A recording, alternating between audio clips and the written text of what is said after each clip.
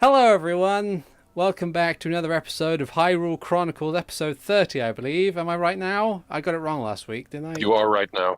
Yes. I am your GM ArticulateT, and with me today, as always, I have TheNetherlad playing Renji Vox.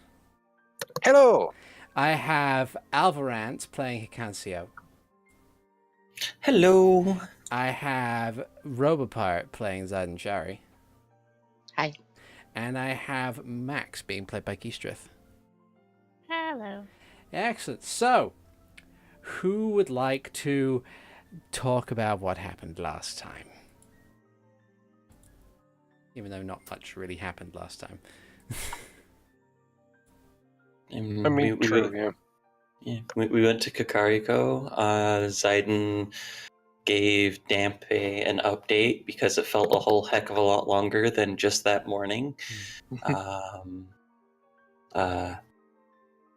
Renji had a heart-to-heart with Mama Vox and decided to be nice and buy everyone sweets and almost forgot the letter to his dad. And Almost. Everyone had a little bit of a heart-to-heart, and now all of the Sheikah that haven't known Max before the campaign have confronted Max in at least some form about his past. And, Hikan tried lying and realized that that's not his strong suit, but it's probably not going to dissuade him from it. And then we made it to Castletown, where we were cordially invited to pretty much the equivalent of a wake of Lord Simeon, and Renji is currently evilly glaring or evilly smiling like classic Not evilly, 80s villain creepily. at the party, and Hikan kind of just literally left last session with, "What's wrong with my clothes? What's wrong with what I'm wearing?" According to the great philosopher Brian W. Foster, creepy isn't a crime. Yes. Okay. So, you have, as said, you have arrived back in Hyrule Castletown. The message has been passed on. When the guy notes that you have taken the message, he gives an answer and says, "As you do, sir," and turns around and wanders back to his post next to the gate, leaving you guys to your own devices in Hyrule Castletown. And I'll drag you guys back over to the map and zoom out appropriately here. Did we park our horses already, or? He gave you the message as you were still on horseback, so I'd say you haven't done so just yet. Then I think, I need to get Pom to his stables at Hyrule Castle, probably. What time is it as we enter Castle Town? It's about... It's late afternoon, early evening, so around about 4 o'clock. Or just a bit after 4 o'clock. Yeah. I look over at the rest of the party and then say, we best stow our horses, and then we'll have some time before, doing the debriefing with my dad, to get some outfits. Who's in? Why? For the gala, of course. We need to look. What's a gala? The thing we He were said- just invited for. Said it was a ball. It's one way of looking at it. It's a different word. A synonym. Oh, okay. You'll get used to that. Don't you put that on pastries to make them taste better? But Vice clearly, That's jelly. Vice clearly does not know what you're talking about when he says, "Oh, okay." But seriously, I will make sure that Pom is at the stables, and then I'll introduce you to my tailor. I'm assuming that Renji has a tailor. There is a royally available tailor. I also assume Is he royally available? I also assume the rest of us can park our horses at normal people parking horse places. Yes, at 5 gold pieces an hour. Yes. It's bloody expensive in the city. I never learned how to parallel park a horse.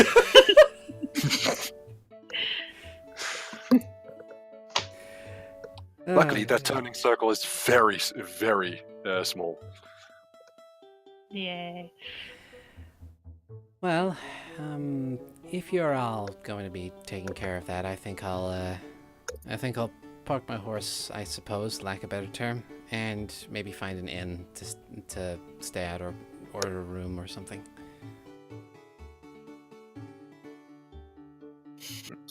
Says Tyrina at the at the back of the group. Why is Tyrina not included in this shopping trip?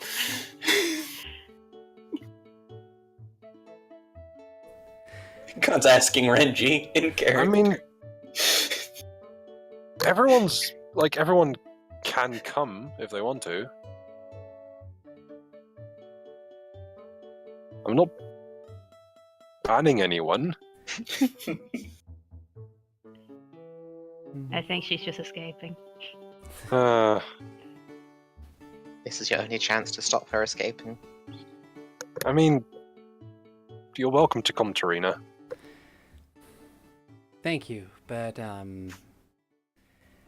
don't think it's something that I don't think it's something that I would be comfortable with, and in the same sense, I don't think it's something that higher-ranking Hylian nobility would be comfortable with, if you understand my meaning. And that's why you need a proper outfit. She kind of tiredly smiles and says, I'm not sure an appropriate outfit is going to change the somewhat common perception by Hyruleans that my people are nothing but thieves, but you're welcome to try. But in the meantime, I think I'm just going to find a appropriate place to rest for now. I don't think going back to Lord Simeon's estate, considering the situation, would be... well, it wouldn't be proper. I mean, you're just as much part of the Simeon task force as any of us. Yeah, but I don't know. I don't think it's... I personally wouldn't be comfortable staying in the house of a dead man. That is... I mean, it's not like I wouldn't have been welcome there if he was alive still, but I don't think it's... I don't know. I just wouldn't be comfortable with it if that's okay. I think I understand. I'll see if I can get a place at the Royal Hylian Inn. If you need me, I'll probably be there. Yeah. And she slowly trots the horse around the group and heads towards the stables, which are just behind the Eastern Residential District gate.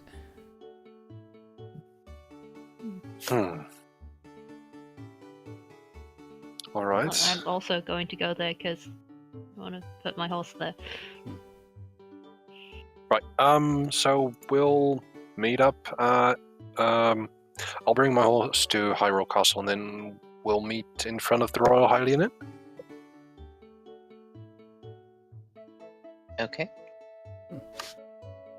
All right. Okay. Okay, so you guys park your horses. The stable master who watches you come in slowly gets up from his chair and quietly and politely helps you guide the horses to an available space, ties them up, puts them in front of like a hay bale or two so they can eat something for a bit. And as he's bringing them, he says, "Real.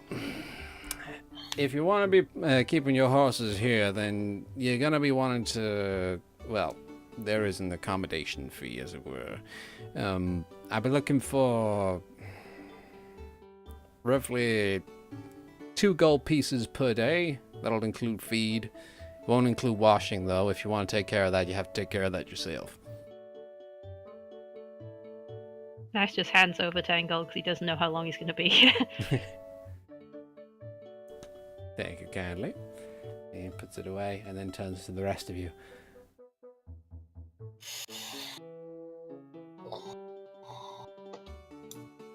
Yeah, I also hand over 10 gold. Where was this we were putting the horses? By the east door. Over here.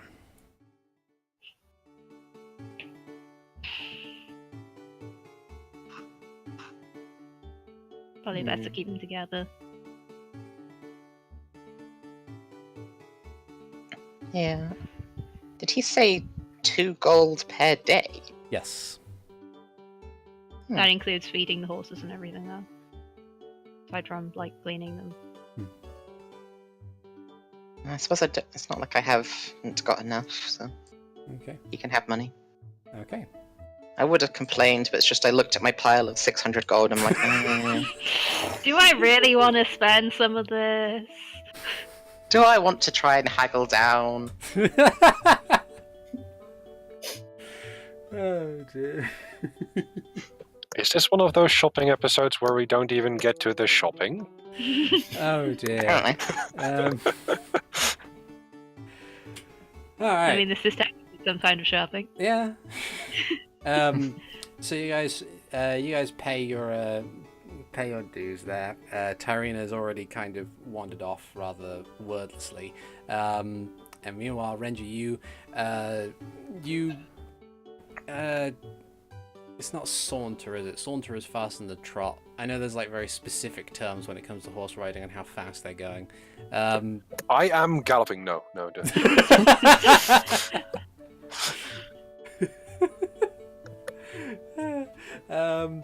Yeah, you maneuver through the crowds because of the time of day.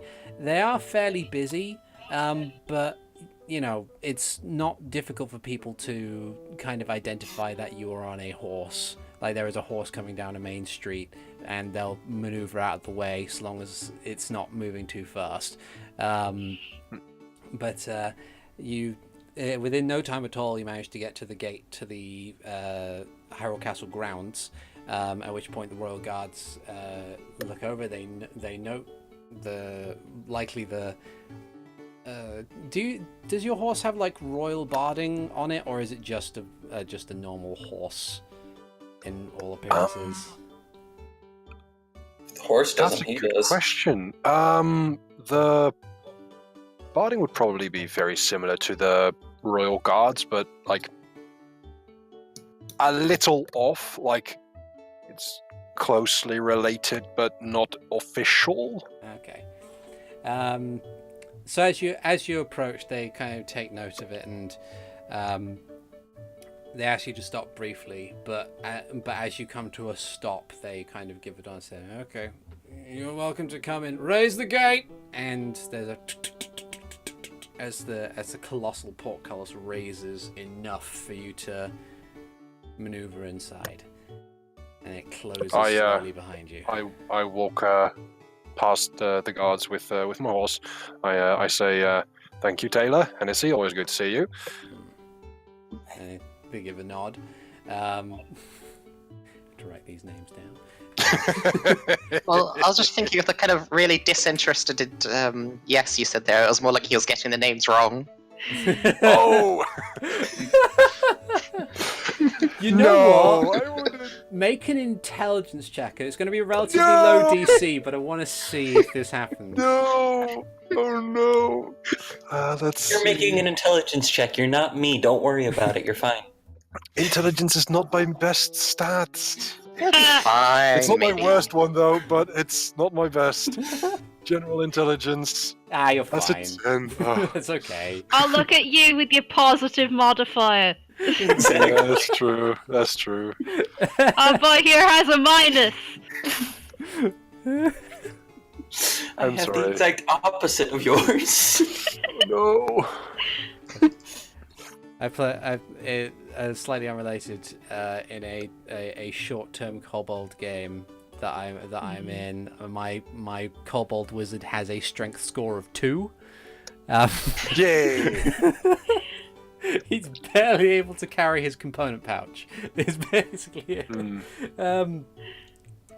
So I gave him Tensor's floating disc for that very specific purpose. But yeah. So you maneuver on up the path that heads up to Hyrule Castle, and in doing so, you see that there are a variety of servants and labourers who are kind of moving crates of things around the grounds as you get closer to the castle. You see that there's largely supplies from out of town, some possibly from Sarkosa, others from different little villages and everything where they bring all this stuff in. But it's mostly food and materials used to make some of the decorations that would usually go for a gala. And you know from your time here that they usually do get a head start of about a day. In order to get that stuff sorted, even though this specific event is remarkably short notice, because you would have thought that they would have organized it and sent out invites like a week or so ago at the latest, but this was kind of a sort of we're having a party like day after tomorrow, RSVP. But yeah.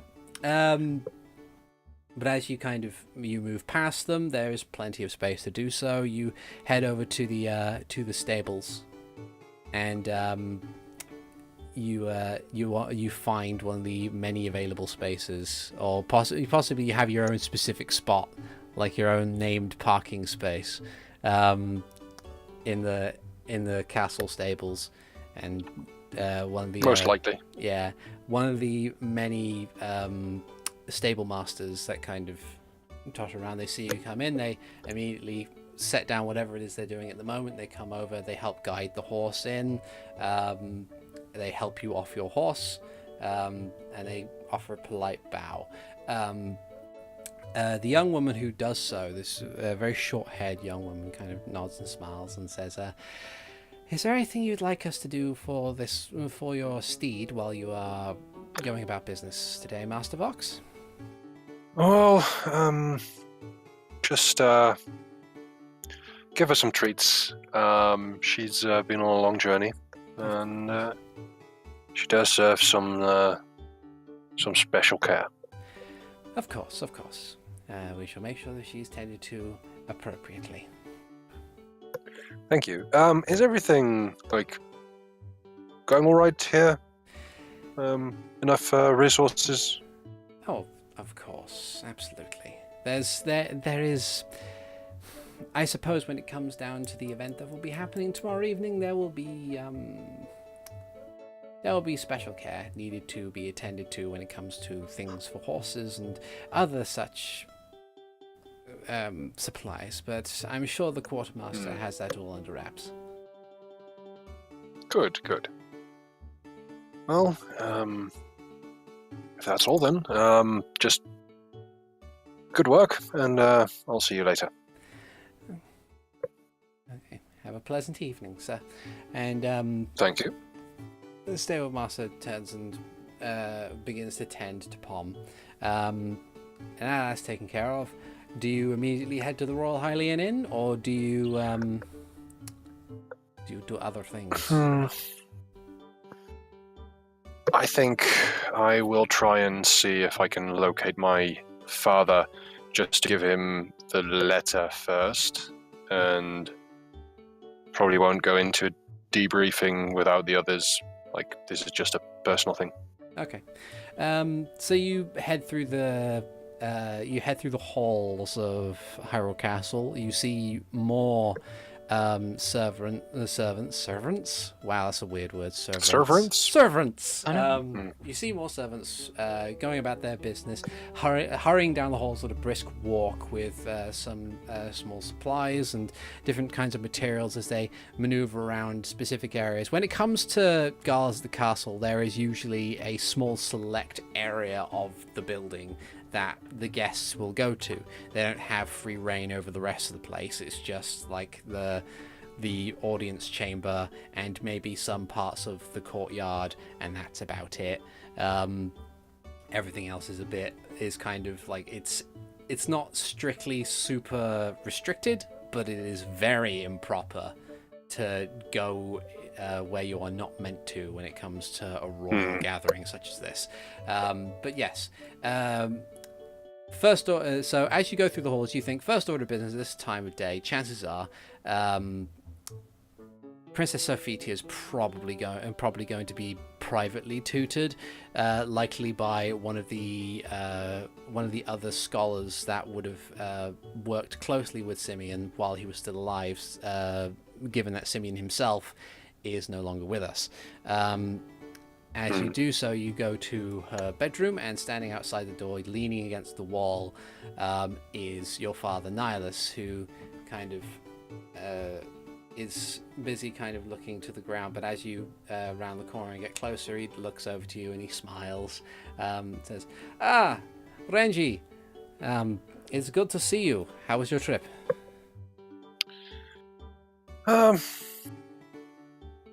Surprisingly dark, to be fair. He frowns, says, We were not in any real danger. Though I would ask you to maybe check in with any diplomats you have within the Darknet Society. Or spies, knowing you. Wait. Darknuts. Yes, big armored type guys. Renji, I know what darknuts are, but I know you do. I'm just making fun. My concern is, why would I need to be checking in with diplomats with the darknuts? Well, there was this guy, Eisenführer.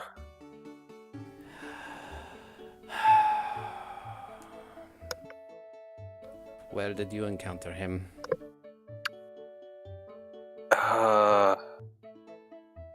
That was I'm completely spacing on the name. London Ranch. Lon Ranch. Yes. Lon. They were looking for horses. There was a bit of a kerfuffle there. We apprehended a stable hand / thief there, and this guy Eisenführer decided to take justice into his own hands, and I stopped him. How? I may have put the tip of my rapier to his throat. There's it's rather interesting to see that over a period of a few seconds you can see the color kind of drain from Nihilus's face. And he says, I just did it not thinking too much, but I did say that, he was in Hyrule, he should obey the laws of Hyrule, and I mean, we were looking a little official with, the half plate and the crest and things. Right. He did seem to know about Sheikah as a thing, which, Okay.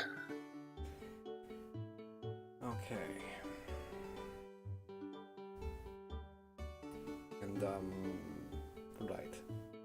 Anyway, we went to Kakariko, and I did see Mother, and Renji starts like rummaging through his bag, and finally picks up this pristine envelope and hands it to his dad. He very yeah. gently takes the envelope, and the color's kind of still gone from his face as he's kind of contemplating. It's like it's a lot of information that has just been given to him.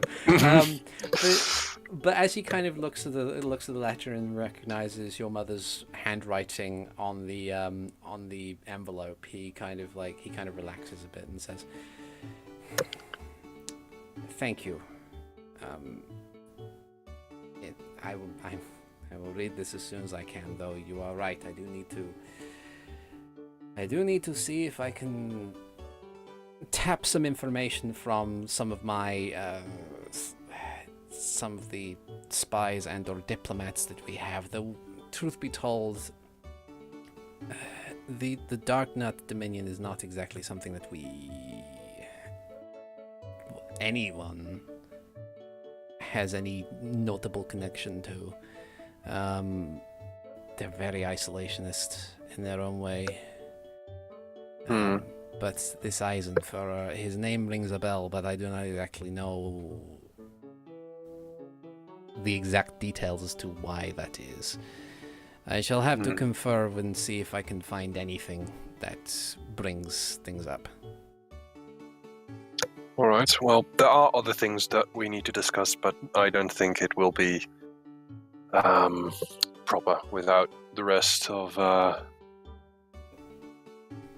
the task force, the team. I don't really know what we are with Minister Simeon gone. Okay. Well, there will be an opportunity to discuss it with not only myself but Zelish and possibly even the king, considering the gravity of what has happened. That might be a wise decision, given what we have seen. We'll talk more. Of course. In the meantime, rest and try not to anger any other Dark Nuts along the way. Maybe. I mean, do you know of any of them in the city? I mean... Oh, no. So I know who to avoid. Oh, yes, I mean, it is hard to miss. But that's fair. They do seem kind of sizable. Just a bit. Well, I'll be going then. Very well. And you say that there was a farmhand that was a thief involved in this whole mess? Yes, but we did send him to Castletown with a couple of guards that were supposed to head back. I suppose in my information gathering in regards to Eisenführer, I will send a few people to see if they can speak to this farmhand. Maybe more information can be gleaned from this, yes? Right. But in any case, thank you. And I shall speak to you soon. In the meantime, rest. I will. And as Renji just takes a few steps away, I stop and then turn to Nihilus again. Father,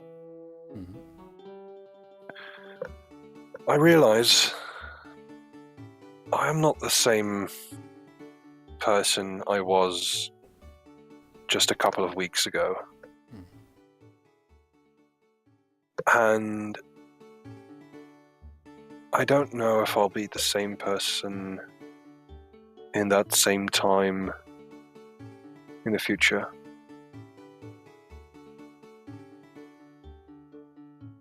Just... I want to do things for the right reasons. But I see the way you're I see the way you put yourself forward for the sake of the royal family. I see how my mother, how your wife, how she puts herself forward for the sake of the elders. You both deserve so much more than what you're getting. And with that, Renji leaves. Okay.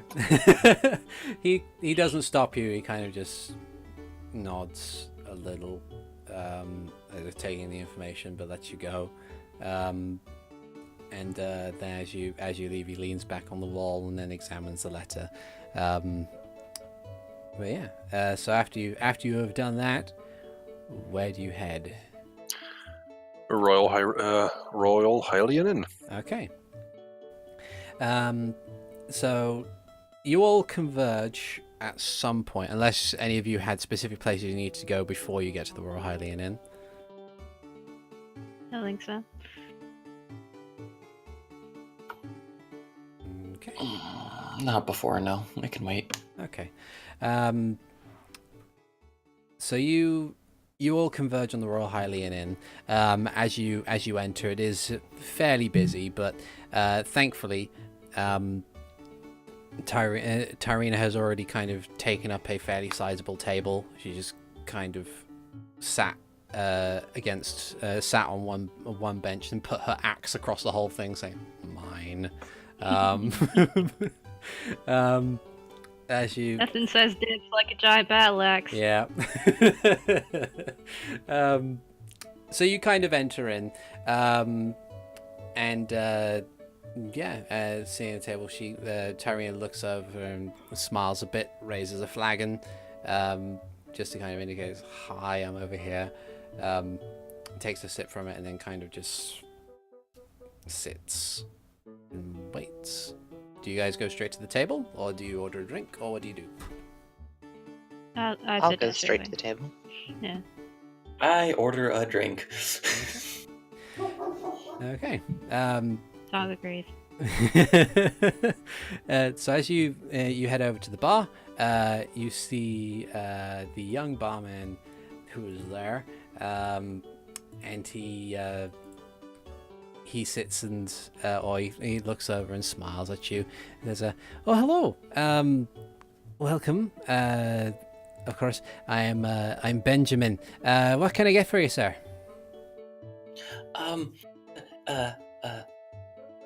Just an ale will be fine, please, and thank you. An ale, okay. And he goes about serving that. That'll be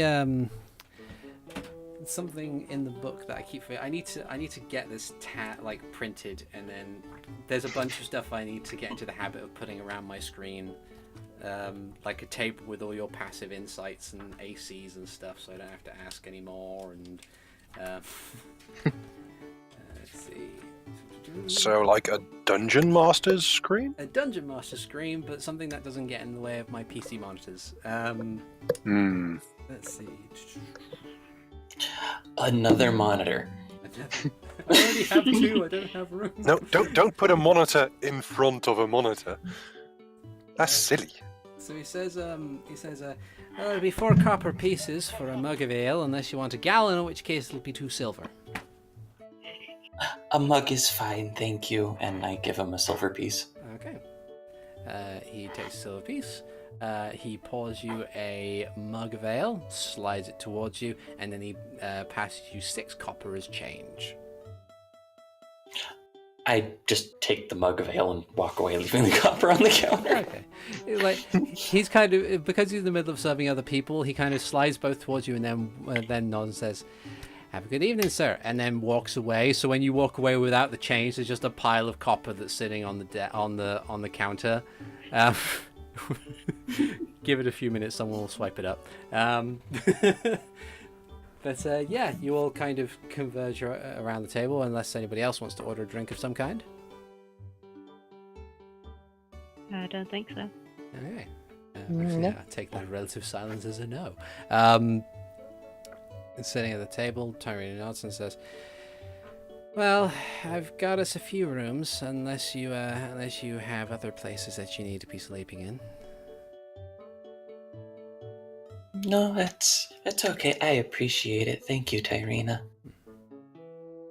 She nods and smiles. Says, so, this Royal Gala Ball thing. Whatever that is. Yeah. You guys actually gonna go and get yourselves some outfits, or what? I don't think Renji's going to give us a choice. It's okay. We'll make him pay for them.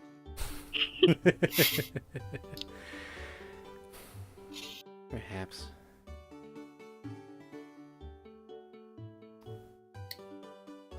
So, gotta ask, what do you guys think of what's happened thus far?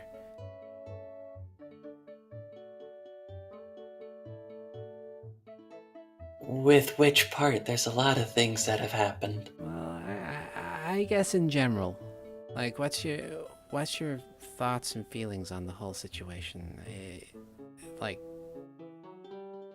the past couple weeks have been heavy, for lack of a better term.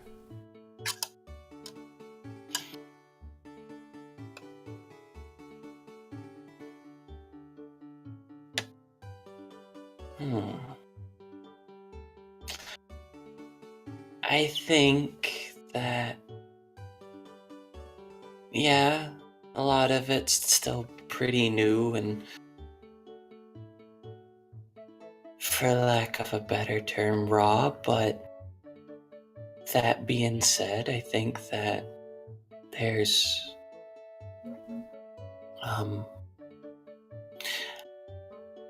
I think that we've made progress. I guess we have a name, and yeah, there's not a lot of information that can be found with what we've figured out so far, but we have a means to find more, I guess.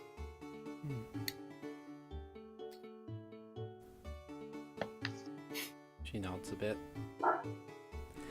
then turns to Max and Ziden and says, "What about you guys?"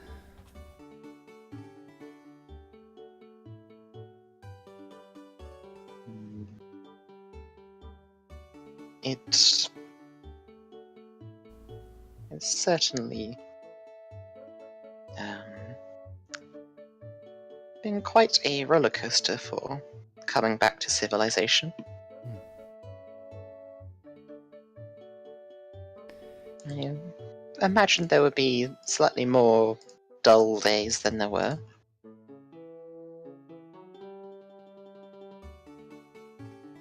Yeah.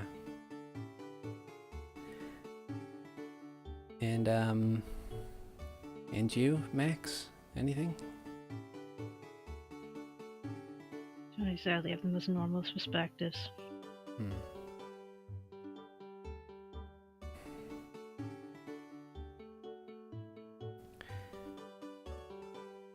I've got to be honest, this is it's a lot more than I was expecting. Considering that we started out finding some lost kid in a forest full of mini blins, and now we're at this. I don't know. She kind of places the flagon back onto the table and leans back in her seat a bit. I'll admit I didn't expect dream-based time travel.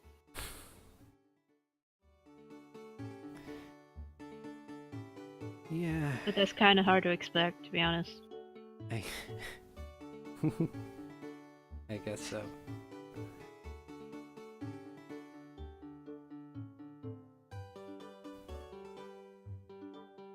Well,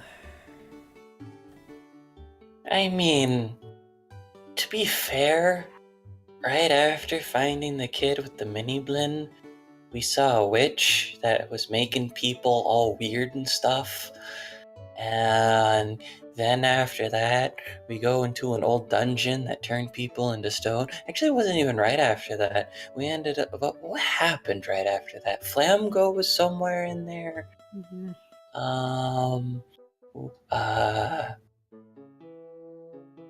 You know, I mean, Sebastian's great, but he's a bit different. He's good. It's a good different. Love Sebastian, but you know, like it seems kind of incrementally just stacking up a bit quicker than I would have expected personally, but seems kind of incremental.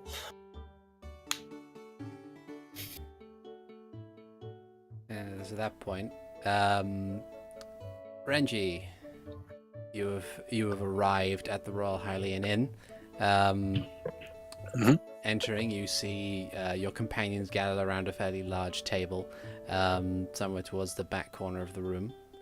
The rest of the place seems fairly busy, at least by comparison to most.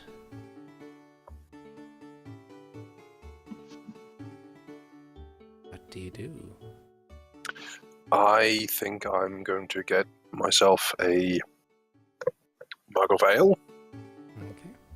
and sit myself down with the rest of the party. Okay. So you head over to the bar. Benjamin looks over and smiles and waves a bit, and when requested, provides you with a mug of ale. And Bowser says, "If there's anything else that you need, let me know." And as he's about to kind of elaborate on that a bit, there's a guy at the end of the table. "Oh, coming! Have a good evening." And he dashes off to take care of that person's order. I haven't even paid yet, so I'll probably pay afterwards. Okay. You now have What do you mean? There's 6 copper on the bar. Is there? Oh wow, Probably not someone's already anymore. paid for you. It's been more than several seconds someone's taken it. Okay, fair enough. So I'll pick up my mug of ale and head to the rest of the party and seeing them. I want to go and be cheerful, but I do see their faces a little dour, except for Hikan's. So I can tell you were discussing something of the not so trivial kind. Just recent events, really. What do you think about all that's happened, Renji?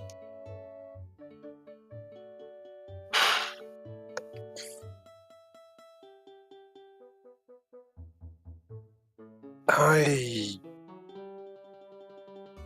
can't really say. There's been a lot going on.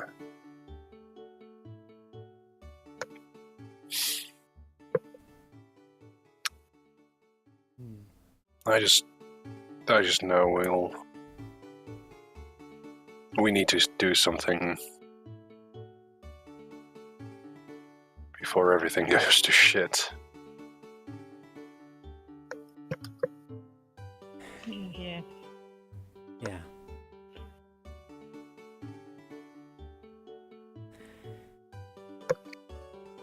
Tyrina at that point just kind of taps the table with her finger a couple times and then says, "Hey guys, I'm really tired, so I'm just gonna head up to the room and get some rest. I guess I'll see you guys tomorrow." Sure, you best rest up. Haven't really had much of an opportunity for that since the forest. Yeah. She stands up, gently takes her axe off the table, and Do I notice anything about her? make an insight check. And other Alright. people are available to do so if they wish. That's a 7. 6, Ooh. 11, 17. 17. It's rather appropriate for Hikan, actually. That's fair. So, most of you can't really gather that there's. You think that she probably is genuinely tired. It's been a harrowing experience for the most part, and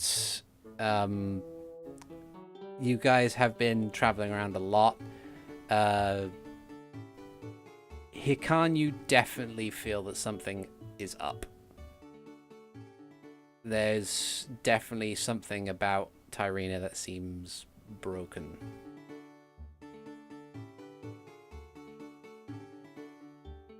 Okay.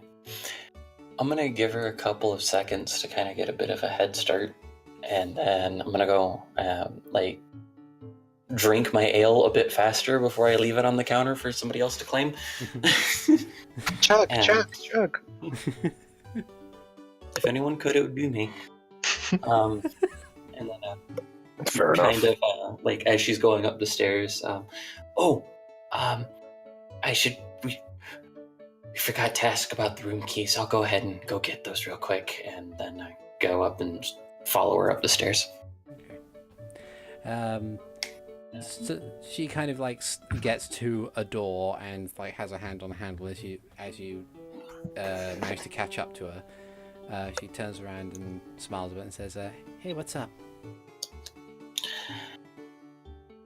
We didn't get the room keys, and you'd probably have those. Oh, yeah, sure. And she kind of takes a set of keys from her belt pouch, which is so she passes you the 5 extra keys. Says, "There you go, all yours." I go over to Hikan, being totally sneaky and sly about it, goes over to grab the keys, but instead of grabbing the keys, just kind of takes the extra couple of steps and gives Tyrina a big hug. Aww.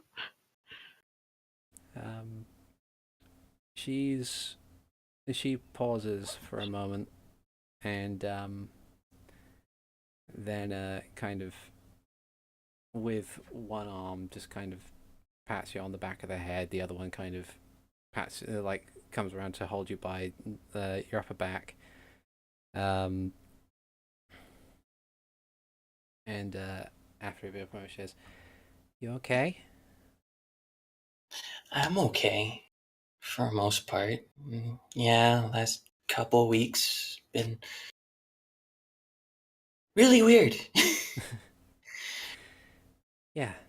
And I know everyone's got their own experiences and their own things, and people kind of deal with things differently. And you've seen how good I am with words with Max after we camped outside at Kakariko. But I am here to talk to, and I do hope everything's okay. And if you just need somebody to listen, I can do that too. If you want to help me spend more money for a Hynex horn again, we can arm wrestle, but I don't know how expensive those are. She gives a small smile and nods a bit and says, "Well,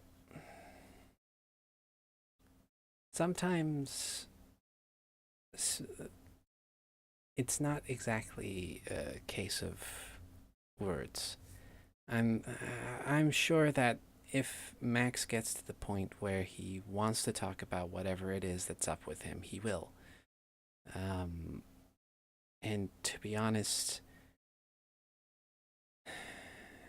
yeah, he's a bit of an enigma, and I'm sure that there's a part of him that knows that we're all wanting to help him with what it is that he has, but yeah, he has his own way of dealing with it. It's just going to be a matter of time. just I think all you need to do at that point is just let him know that you and everyone else are here for him, that he can talk when he wants. At least that's what I think. I don't know whether or not that will work, so don't quote me on that. I won't. I'll give him the time that he needs. I know sometimes people just need some time to process things on their own, and I know that everyone kind of had a bit of a hard time with Simeon and with the vision because thing was scary, and I didn't know what to do. But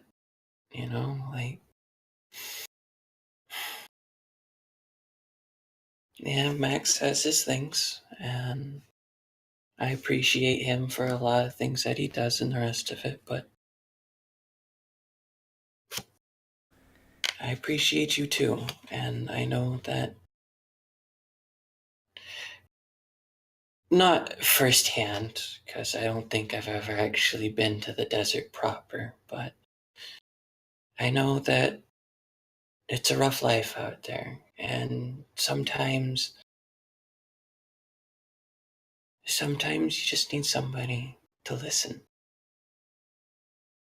And I pat her back before releasing the hug. And I say in Gerudo that, if you don't want the rest of them to hear about what you gotta say, we could always talk like this too.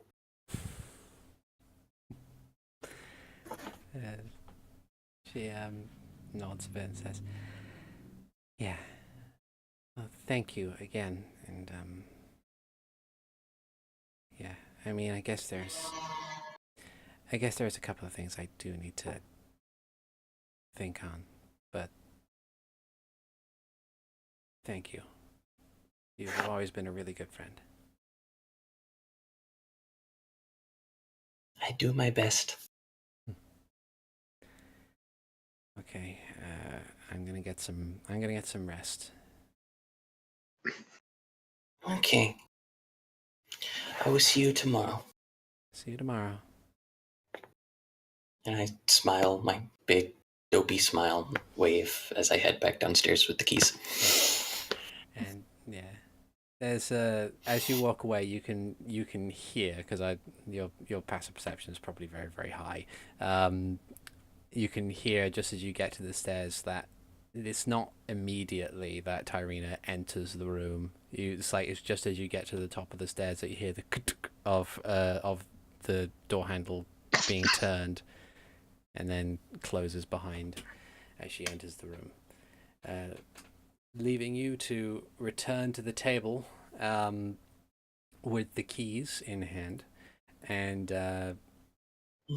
yeah.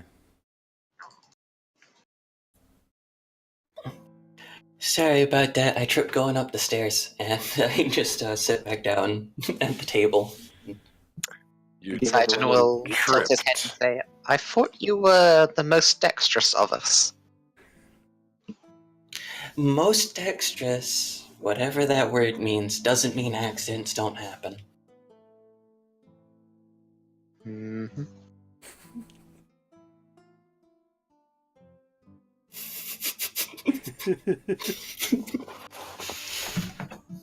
So, anyway.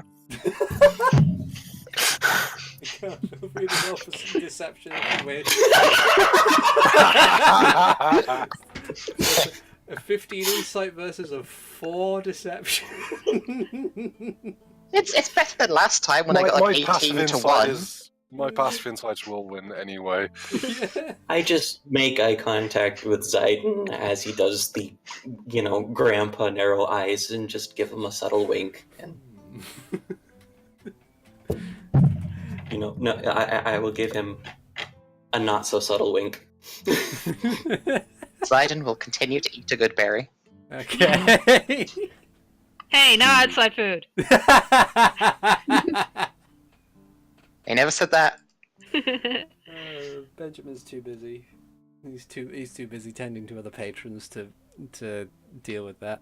But yes, So, what do you guys do now that you are there? Are you going to what are you planning? I was thinking of taking people to see the royally appointed tailor. Before you do that,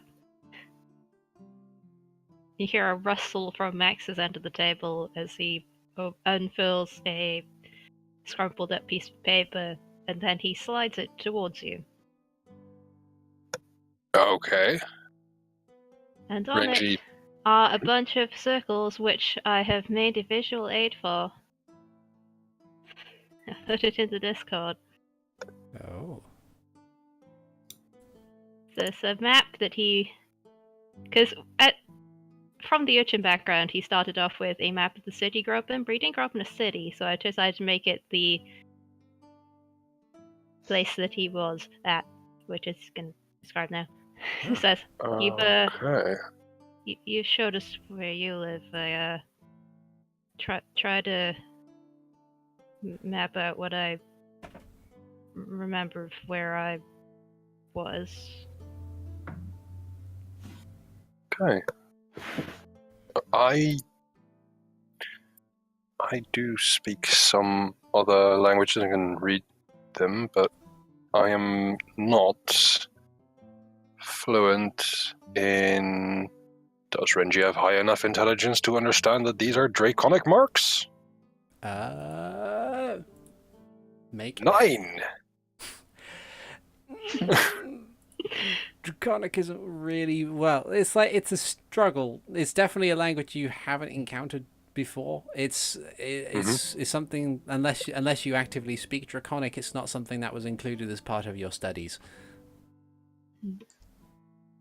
Hmm.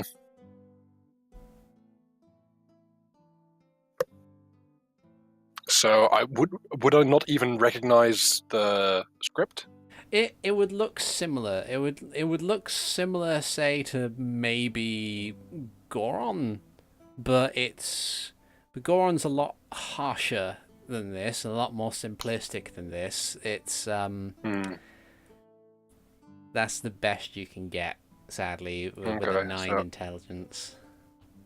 For those of you who can't see, there are 5 circles, each of which has lines on them indicating what might be rooms and annotations in Draconic. And with your permission, Keastreth, I would like to include possibly a link to this in the podcast description. And that's fine. Yep, awesome. You can see my awkward scribble where I ran out of room to write one of the things. Yeah. So, Max, I don't read... What is this, like some Goron It's, dialect?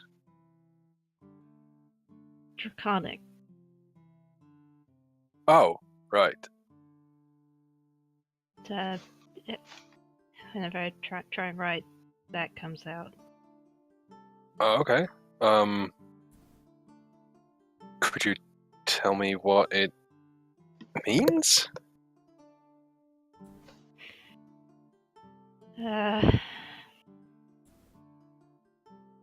It numbered the floors where, in the order where they were in the tower. The top left one, Right. that's the first one, then the second, then the third just below, and fourth off to the right, and last one's the fifth one. Okay. Right, and it's like spiral staircase then? Yeah. With a hallway in the middle for top, like the first 4 floors then. Yeah. So you grew up in a tower. Where exactly did it happen? I don't remember where it is. I lost track when I left. Okay.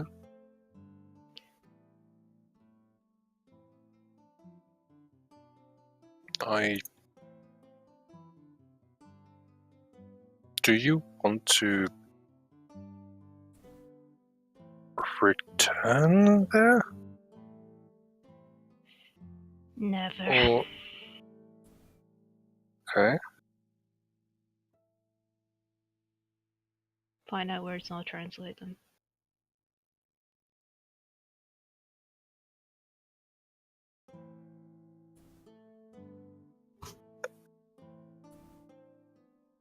Hmm.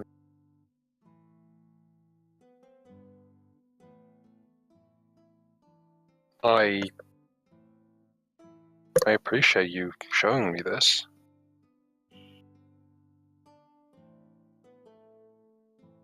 I imagine everyone else is looking as well.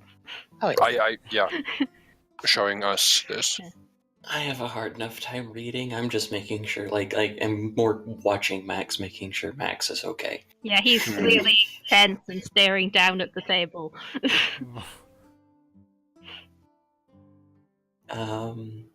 Noticing that Max is tense, I will actually go and ask the Benjamin for a glass of water and take it back to Max. Yeah, he gladly provides you with a cup of water for free. Thank you. Not a problem. And I set it within Max's arm reach, so it's there if he needs it. I'm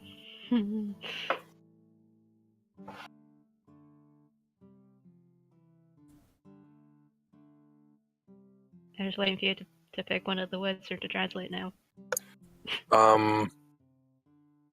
So on the first floor, you have something written there, pointing to the staircase? Stairs, yeah. And then in the middle of the first 3 floors? Cells. Oh.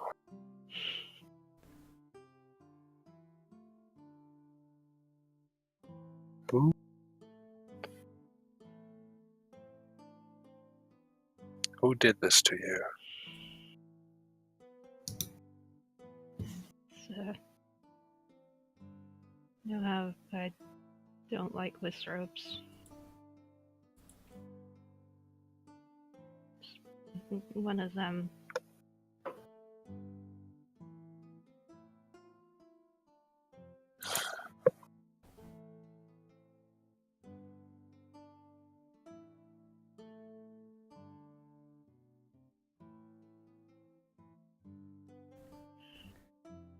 It's the only way I can make myself talk about this.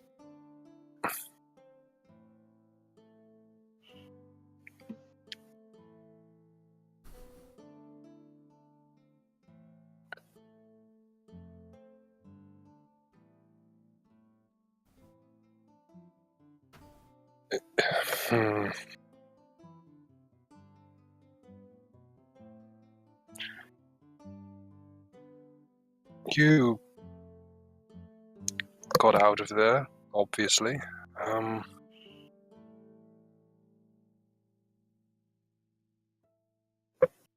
Is the person who did this to you still out there? I don't know. Some people attacked the place and I escaped in the confusion. Okay.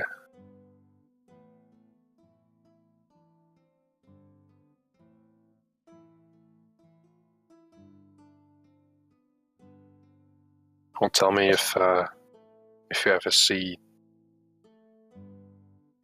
that person again, then His name was we will take care of it. name was Torquin, and if you ever hear it, don't tell me. Then I'll make sure you never hear it again.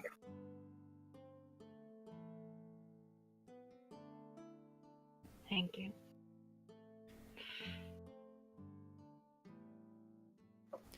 as you're having this this conversation, briefly you feel someone washing over the table, and you turn and look, and it's Benjamin, who has his hands together and says, is there anything that I can get you folks at all? Food, maybe? Would you like to take a look at the menu, maybe? I Yes. turn the map over, and then... I would be very impressed if he could read Draconic. Benjamin's the chess master of this campaign, you realise that? Yes! I knew it! Turns out he was an ancient gold dragon all along. Ziden would like to see the menu. Mr. Benjamin, our Gerudo companion, you see, my friend Renji here actually lives up at the castle. And well, before I get too far, Renji, did you want to stay here, or did you want to go back to your rooms? I mean, I do have a place to stay in the city, so I don't think renting a room would be... Well, Well, Sho kind of did his disappearing act thing, and Right, where is Tyrina it? got 5 rooms, but there's only 4 of us that don't have a place to sleep. So, I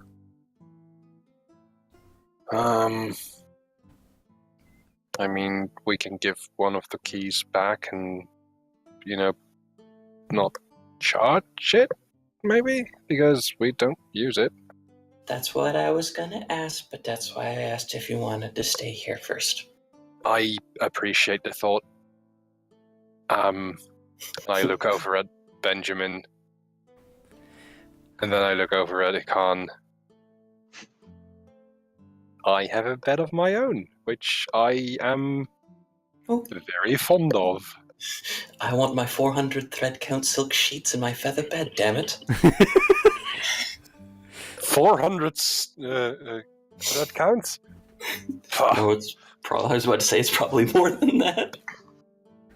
You can't Okay. feel the difference over that number anyway. Renji, no. But yes, Mr. Benjamin, my friend, the Gerudo woman, did end up getting 1 extra room, and Okay, well, because I'm holding on 4 of the keys she gave me 4. that's perfectly fine. If you, yeah, I can take one of those keys back and give her the refund when she comes downstairs. Okay, thank you, and I give him 1 of the keys back. Takes one of the keys. He nods politely and says, "I'll come back with the menu soon." And he heads back behind the counter. He places the key on like a little key rack sort of thing that hangs above the bar, which is like, if you see a key here, that room is available. And then he takes one of these, like a small pile of these little card plaques, and comes back over and then passes around the menu with all of his different foods and everything. So if you have a little gander, if you want any food, let me know. In the meantime, thank you for your patronage. And he then disappears off to deal with other matters. Now, as we're going through this, I just wanted to know what the plan was for potentially acquiring outfits, if that's still on the agenda for today. I would think so. I believe we're being dragged to a tailor. Okay. So for the sake of brevity, what we'll do is after you've ordered food and kind of relaxed a bit more, if it gets to around about half past 5, maybe 6 o'clock in the evening. Now, Renji, you know that the royal tailor, a sprightly young man by the moniker of Vermilion, he usually is available 24 hours a day, but you know that in order for the man to sleep, he would prefer you do it while the sun is still out. If you Right, need so anything. I would probably, like, I was thinking, given it that it was about 4-ish when I asked, that we would meet up and go then. But if people want to have food first, then just before nightfall might be a good idea. That's okay. So, well, you can choose to go before you eat if you wish to. Does the party acquiesce to such a request? Sure. I know it might take me a bit to find it, but we can go before we eat. I just wanted to take a look at the menu and see if there's anything that's desert themed, like Gerudo dishes. You have a glance over, and it honestly looks like standard pub fare. There's roast chicken, roast beef, a platter of meats, veg, and bread. It's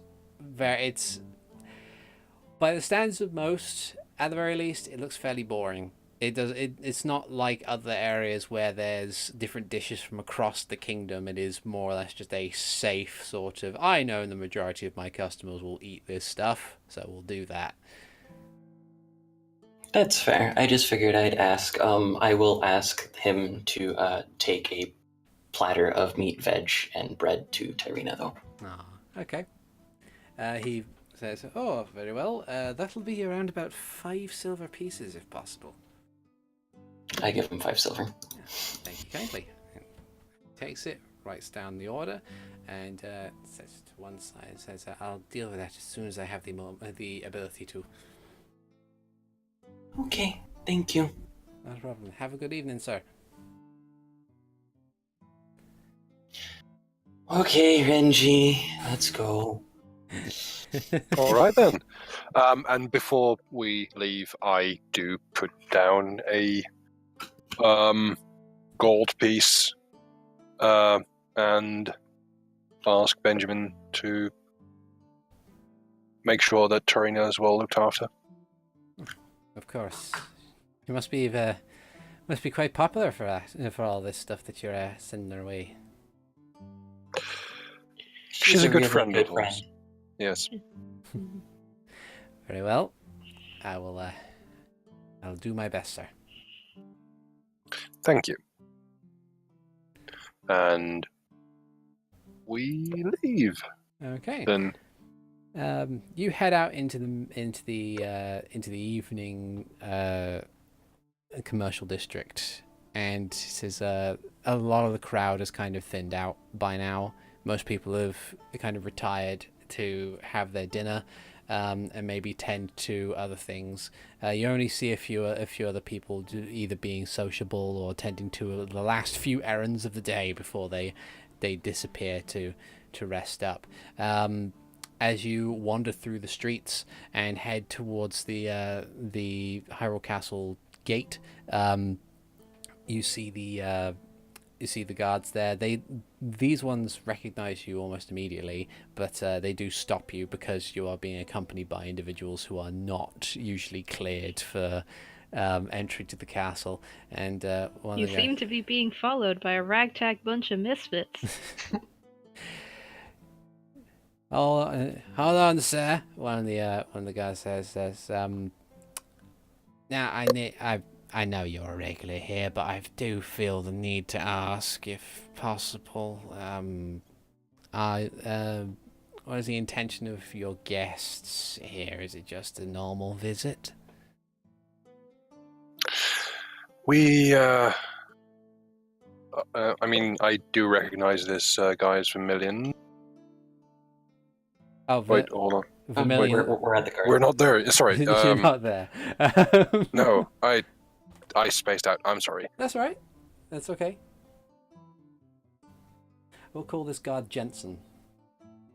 Jensen. Yeah. I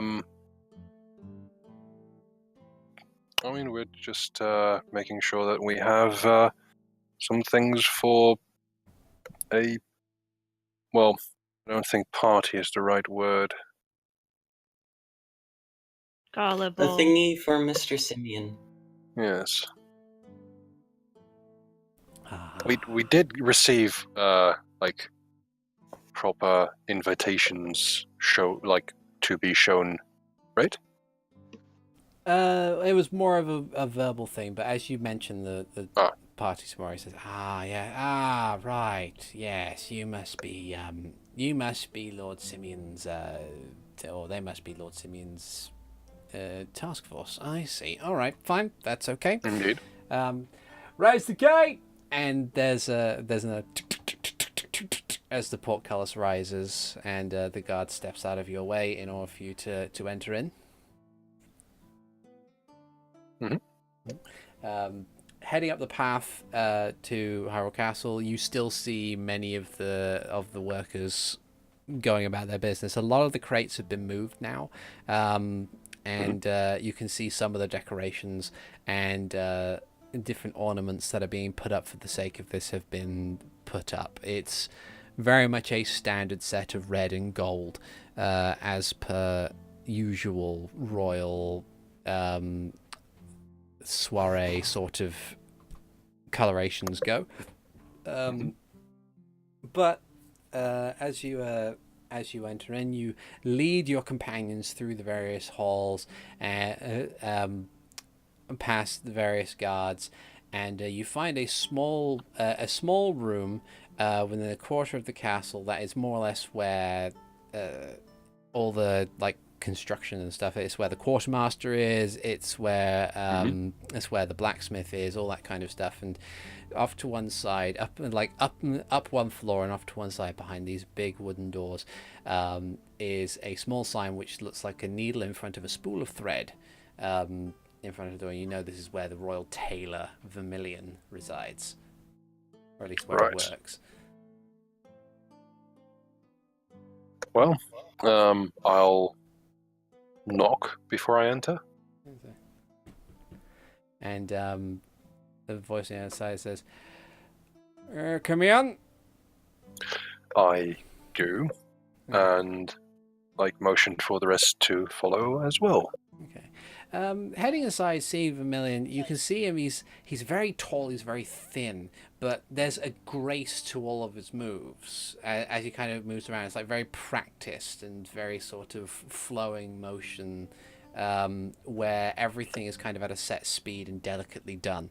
And he's wearing a very fine tailored tunic and pantaloons, and strapped to to one of his wrists is a kind of almost like a bandolier of needles, and attached to that is a couple of spools of different colored thread. And as you enter and see him, he's currently working on an attire which is kind of fitted around a very small dummy. And to one side, on the one side of the room, you see kind of sitting nervously in one stool is a young lad, probably no more than 12 years old, wearing a kind of a blue tunic with this brown hair. And Renji recognizes this as the shy youngest member of the royal family, Prince Rufus.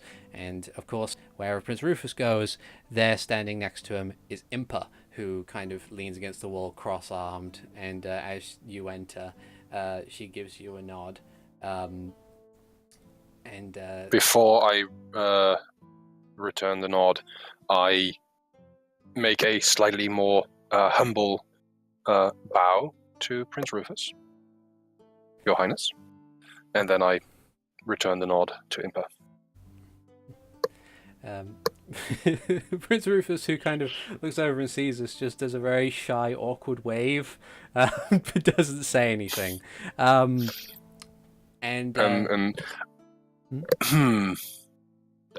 well do I know, the prince and princesses? Let's see. So the three children of King Alexander are the eldest son, Prince Marius. Princes and princess. The middle child is Princess Sophitia, and then you have Rufus, who is the youngest one. You know Rufus to be more of a book-learning, sort of socially awkward individual. He does not get along with his siblings at all, not in the sense that he's particularly mean to them. It's that his Queen Grace died from complications in childbirth after his birth, so the other two, who were very young at the time, kind of have a very misplaced anger towards him. You feel that maybe they blame him for her death, and thus far he hasn't exactly gotten along with either of the other two. Princess Sophitia is very much an adventurous sort of person. You know that her general thing that she likes to do in her spare time is sneak out of the castle to go and do other things, and is promptly and immediately caught by Nihilus and dragged back home. Have I ever been involved with that sort of shenanigan? Would you have been an accomplice, or would you have helped your father bring the wayward princess back home? Probably the former. Yeah, there's probably like one or two times where, because you've had the opportunity to kind of explore the castle more on your own, you've found different passages and things that you think at first, yes, this is definitely a way out that no one has thought of before. And usually, like the first time you tried that, you got to the other end of it, and Nihilus was standing there with his arms folded. Yeah, right. Of course. But yeah, you also know Princess Sophitia as being, like, for a 14-year-old, she's very, very standoffish. She very much wants to assert her own independence. But like, she's not spoilt. She's just stubborn. And then there is 16-year-old Prince Marius. There is a reason why people fear that King Alexander is fairly old. Like, the gap between him and and having his first child is quite large. And people fear that King Alexander may very well soon pass on to the next life through complications, well, not complications, but kind of like passing on with his old age, which would lead Marius to be the next rightful heir to the throne. And Marius is a stuck-up, pompous prick of a child, who, he's very much kind of believes everything is owed to him. He believes that he kind of very much plays into the stereotype of the stuck-up rich snob. So much so that when suggested that he take up a hobby to pass the time, he wouldn't settle for anything less than falconry, and he has a pet falcon. Of course. He has a pet falcon that he calls Silverwing. That just kind of, like, he tends, like, he doesn't even really tend to it as a pet. It's kind of like he has people to take care of the everything that comes with tending to a falcon. He just every so often on a day goes out and tells it to go fetch a mouse that is on the other side of the courtyard. That's pretty much all he does. But so long as he can claim that he has falconry under his belt, he's happy with that. Right. But yeah, so it's like there's a very bizarre, unfortunate dichotomy when it comes to a lot of the children of the Hyrulean royal family. People would say that Marius definitely has the charisma to lead, but lacks everything else. Sophitia has the drive to lead but doesn't want to, and Rufus has the heart to do so but doesn't have the drive or the charisma to carry it. So it's kind of like, maybe with their powers combined they would make one functional monarch, but no. Seems like Rufus needs some courage and power. Yeah. He's definitely the wisdom kid. Yeah. So with Rufus giving this wave, I just smile and wave back. We don't wish to intrude, but I was hoping we could acquire some garments for our task force to more, blend in with the crowd, as it were. Oh no, that's perfectly fine, says Vermilion as he kind of like turns the attire around and points the front towards Rufus and says, "Your Highness, how do you fare with this attire for tomorrow's gala, as it were? I tried to go for something a bit more formal than your standard tunic. Do you like it? And Rufus Miki says, well,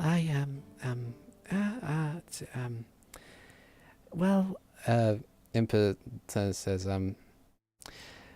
I think it'll do okay for now. Thank you, Vermilion. And Vermilion bows a little and says, not a problem. I shall be able to finish this in my own time. You needn't inconvenience yourself by waiting here. And Impa nods, and Rufus kind of, like, he wants to seem polite about it, but it's very much a case of, like, pushing himself off the chair rather quickly, and kind of looks up to Impa. Impa nods to him and says, very well, thank you very much. And he leads Rufus out and nods to you, Renji, and says, it's good to see you again. I will need to check in with Sho shortly, so I'll go and find him. In the meantime, I suppose I shall see you tomorrow properly. Yes. I'll see you then. Of course. And Impa then leads Rufus out, and the door closes behind all of you. And Vermilion turns and puts his hands behind his back and says, now, how might I be able to assist you, Master Vox, and your companions? Was it they're looking for attire for tomorrow's gala? And he's not, as he's saying this, he's not even looking at you, Renji. He's already sizing up each and every one of the others in the room. Just gonna self-consciously fold my arms. I was looking for something companions to wear that would be both flattering, but not too ostentatious. I know my friend Max here doesn't want to step into the limelight, as it were. And he kind of looks over the attire that he's already wearing. Says, yes. Fortunately, he's not in his rags anymore. Yeah. Otherwise, he'd been thrown out. He would have made some kind of backhanded comments like, well, it's not exactly difficult to improve upon this already. Now, Vermilion, be nice. They are my friends. I am aware of this, and it is notable to note that, yes, everyone has their own styles, but there are certain styles that are suited for certain places, and I am afraid, as per royal protocol, they would not be suitable dressed as they are. But as such, we have come to you. And I would not expect anything less. And he kind of takes the measuring tape from his neck and says, so we're looking for something that is formal enough for a royal ball, but not terribly conspicuous. Or constricting? I mean, I'm not looking forward to wearing, a cravat and a cummerbund. Max's eyebrow just shoots up when you say those words, like, what? Well, it is entirely your choice. I know your father and Master Zelish and the other Sheikah that kind of operate within the castle like to use attire that is more appropriate to their own cultural ideals. But if you wish to dress more in line with the standard Hylian nobility, then I can provide you with something like a cravat and a cummerbund. But for now, I will have to refer to my manual when it comes to dressing yourself. And he glances over at Ziden and Hikan and says, will you also be looking for something in line with Sheikah tradition, or would you like something a bit more generic? Generic will be fine for me. Very well. And you, young sir? Something that I can move easy in, I guess. Very well. Looking for something generic, looking for something inconspicuous, looking for something unconstraining. Very well. Now, and he heads over to one of the desks which has this big leather tome on it, and he just moves to the page and says, ordinarily, as per tradition states, that anyone who is directly in the employ of a noble of any kind would want to be dressed in an attire that signifies their allegiance to their household. However, with Lord Simeon's death, and from what I hear through the noble grapevine, your termination by Lord Rickshaw, you don't exactly have anything linking you to a house. Would you like me to provide you with an attire that links you to Lord Simeon or Lord Rickshaw, or would you like me to keep it as unaffiliated as possible? I like the idea of a Simeon-related one. I agree. Yeah. Why live here, right? Yeah. And you, Master Vox? Well, personally, I was thinking within my own wardrobe. However, for this occasion, I believe that might be. I think that might be quite suitable to wear something in the colours of the House of Master Simeon. Very well.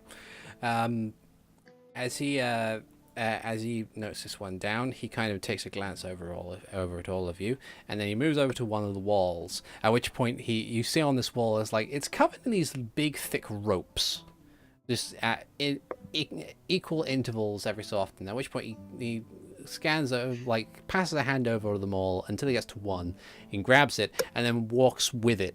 At which point it pulls on something, and there's a shk-dunk, as folding out from the wall appears to be a rack of all these different kind of blank attires of various different colors. And then he, as it folds down properly, he walks back and picks something off a rack, and it looks like a kind of coat, more or less like a uniform or blazer type of thing, and with one fluid motion takes off the rack and throws it in your direction.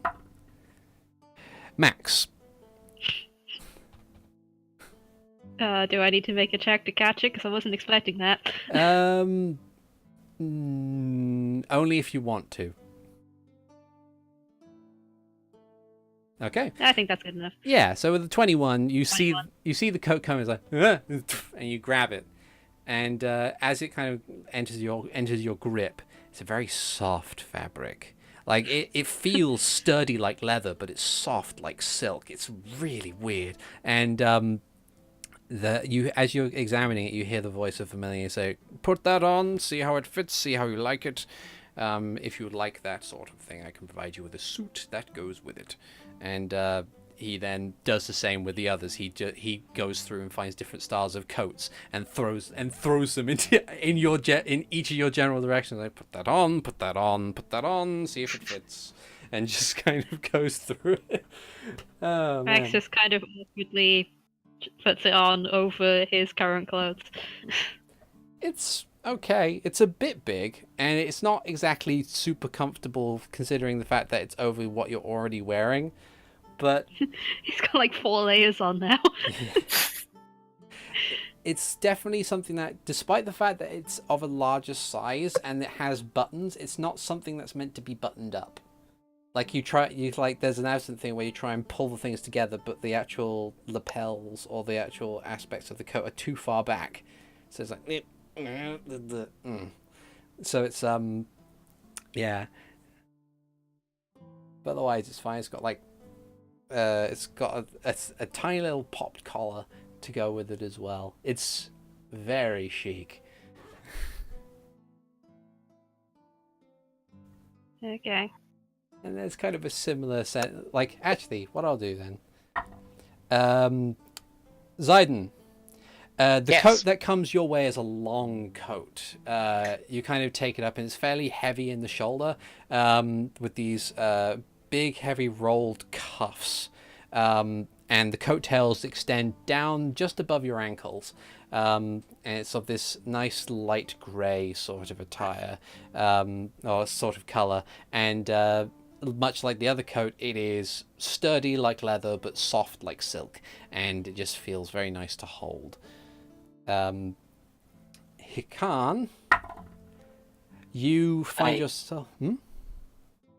I take off my cloak of protection and nudge it towards Renji's bag of holding, just while doing this, so it's not in the way. Of course.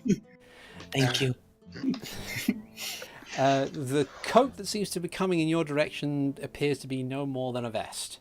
It's like a nice waistcoat sort of ordeal, which is double buttoned at the front. But even if you were to put the double buttons in there, it's like stretchy fabric almost. It's not like a solid sort of cloth. It's a bit more elastic than that, but it kind of fits nicely around you as you put it on. And then Renji, the one that you get, is more or less just like a standard sort of suit jacket. It kind of extends down just above your knees, with these nice big lapels that with a collar that is pressed down at the moment, but it can be popped a bit so that you can have like a sort of count-esque sort of collar to go with it. And much like Ziden's coat, there are these big rolled sleeves that have been buttoned up at the back. And it says, and Vermilion turns and says, "Now, what do you think of these?" They seem good. Putting on the jackets, I try and move in it a bit, but then I quickly take it off. Would you have a tunic in the colors of in Simeon's collaring, so that I could wear it underneath my suit of armor? Very well. Let's see. And he kind of looks over and says, I don't believe I have a tunic of that coloration, but I can quite easily provide one. And he heads over and says, "Raise your arms, part your legs, I need to take your measurements." I do, and it's obvious I've done this before, and I'm just not bothered by it. Yeah, he very quick, like in a practice motion, he extends the tape measure.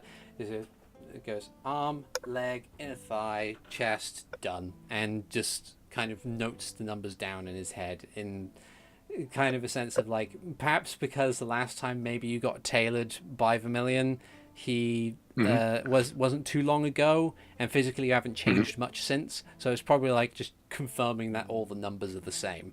Right, and I do say I haven't gained weight too much, have I? Of course not, sir. And after that actual pause, and just goes. I actually do get a bit indignant. I do keep in shape. Hold on. Mr. Vermilion, sir? Yes. There's another member of our party, and she's kind of hesitant at the moment. She wasn't particularly feeling well, so she's resting. But do you have anything for Gerudo? And he pauses a moment and then stares back at the racks of things. Says, "I was made aware that Lord Simeon had employed a Gerudo woman, but sadly, we do not have many Gerudo that enter into our fold. So, That's okay. I figured I'd ask. Would you know where I could go to find something? The only place I know of that has or the only place I know of that might have anyone knowledgeable of Gerudo attire would be the person who operates the Diamond in the Rough jeweler's shop. Romaine, I believe her name was. Okay. And the star was on the map around about here, but apparently Roll20's done that thing where it's just disappeared half of my stars again. Well, it'll probably reload at some point, I'm sure. Yeah, he says, that is unfortunately the best I can do. Okay, I figured I'd ask. Thank you. Of course. He takes goes over to a notepad, takes a quill, writes a few things down, and says, now for the rest of you, your coats, how do they fit? Do you enjoy them? Do you like them? Do you need them taken in? This one's a bit, then Max glances at the other, much taller members of the party and says, big. I see. And he kind of wanders over and doesn't really do anything with the tape measure. He just kind of glances up and down, pulls on the coat a bit and says, very well, I can take something off of there to make it a bit more appropriate for your size. And you, sir, he turns to Ziden. I quite like it. Good. I shall provide you with a set of trousers and shoes and an appropriate tunic, of course, that will go nicely with that coat. And for yourself, young sir, he says, turning to Hikan. Hikan's been doing stretches this entire time to see how well that it moves, stretches going through basic kata stances and stuff. And he's not exactly used to sleeves, so he keeps looking at his forearms. It works. Very well. I shall provide you with a set of trousers and shoes to go with that one as well. Of course, if you would like a cloak to go with your vest, I will be able to provide that too. I do know that even as we get closer to the warmer months, the nights can be rather chilly. He heads over to back to the desk with the notepad on and scribbles a few more things down and says, well, it should not take me long to get this sorted. Hopefully I shall be able to provide you with appropriate things by the time the ball were to happen. Make sure to come to me an hour or two prior to the ball. I shall make sure that the fittings are working well and that you will be more than ready to attend such a formal gala. Good. Thanks. Thank you. Of course. And then he rather swiftly goes over to all of you and takes the coats back. He kind of then brings them over to a table and then puts pins in them with little notes on them to say who's belonged to who and what to do with them and all that kind of stuff. But yeah. What are Simeon's colors, out of curiosity? Oh, I always thought that the entirety of the noble court was kind of red and gold, but for Simeon, I'd say kind of like a blue and grey almost. That seems kind of very, yeah. Oh, cool. My cloak of protection goes with that. Anyway, My cloak of protection is black and silver, so I'm colors fine. on my art are exactly the same. Yeah. Planned to perfection. No. I accidentally ended up the same colors. Yeah. Okay. So with that done, do you guys have any specific plans that you want to do for the evening, or are you just going to find appropriate places to retire for the night? I would say the latter, myself. Okay. I have to go to the Diamond in the Rough. Okay. Find an appropriate place to rest. Okay. I've also... an inn, so... Yeah, I was about to say, for the sake of brevity, I gave Ziden and Max keys. Randy, Oh, good. Yes. you happen to know if there are any bookshops in town? Bookshops. To be fair, I've never really had any interest in books outside of my own curriculum. Right. But let me rack my brain for a moment and roll an intelligence check. The only thing you can think Poor of, Renji. and chances are that, like with the 5 intelligence, the only thing you can think of, based on the amount of time you've had to go in there to ask for a thing, is probably the Royal Library. I mean, we can... And I look to see if the sun's set already. It's getting to the point where it is in the process of setting, but you know, Mara is usually, if not Mara, a scholar of some kind is usually on hand to speak to. Mm-hmm. Well, I don't know about bookstores, but I know a librarian, and I think I can introduce you to her. I was more looking for books that we'd like take with us on journeys. On journeys? Library doesn't seem like the kind of place that would be okay with that. I mean, Mara's really nice. I think I'm more worried about if the books get like damaged or something. We always have the book of our bag of holding. I also have one of those. Yeah. Oh yeah, you have your handy haversack. Yeah. A really expensive bag. I think we can figure something out. Okay. I mean, we can, since we've wrapped up things here, I think we can just go there. Okay. All right. So you two are going to the library. Hikan, are you joining them, or are you just going to go straight to Diamond in the Rough? I'm going to go straight to the Diamond in the Rough. I have no interest in books, except for one, and I already have that book.